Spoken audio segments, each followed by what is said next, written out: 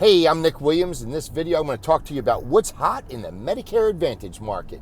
And the answer to that question is PPOs. And I'm going to tell you why you need to put emphasis on the PPO and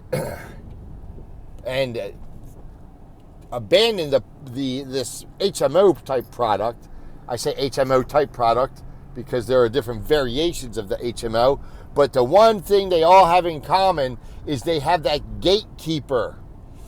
And the gatekeeper is the reason many years ago that the HMO, when introduced in America, this goes back 30 years or so, it failed. Nobody accepted an HMO back then. The one that I do know of that existed, and the only one I can remember initially was the Kaiser Permanente, and people would not accept it.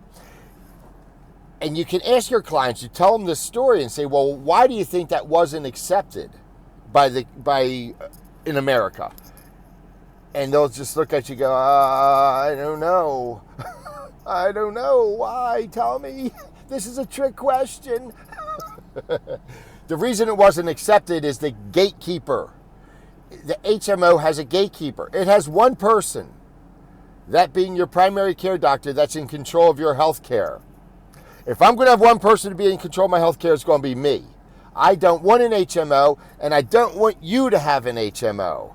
And it's funny how people have been, and this is what I'll say to my client, I'll say, and it's funny how people have been conditioned to accept this. Now, what happens when something is wrong with you, your back hurts pretty bad, and you've been to a specialist, maybe two, and your primary care physician says, that's it. That's all, we can't really send you anywhere else. There's nothing anybody else can do. Well, you know what? That's not acceptable. I need to keep pushing and find out what's wrong with my back. And you'll find thousands and thousands and thousands of times over. And I know many incidents of this in my personal experience from people I know. People have pursued an answer and they got one. They got an answer, but you may never ever get that answer with an HMO. And I have stories about that. I made a video about stories, and I'll tell you one real quick, very quick. I had a client who was dying, literally dying, and she went to so many specialists, and she finally found out it was decay in her teeth, the roots of her teeth, that was poisoning her blood system.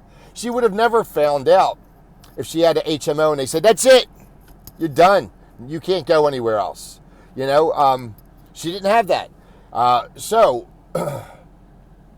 Tell the story, sell the story, put people in a plan, go to the PPO. And here's another reason you need to focus on this. All right, HMOs have been pushed by these Medicare companies in recent years. They've been pushed.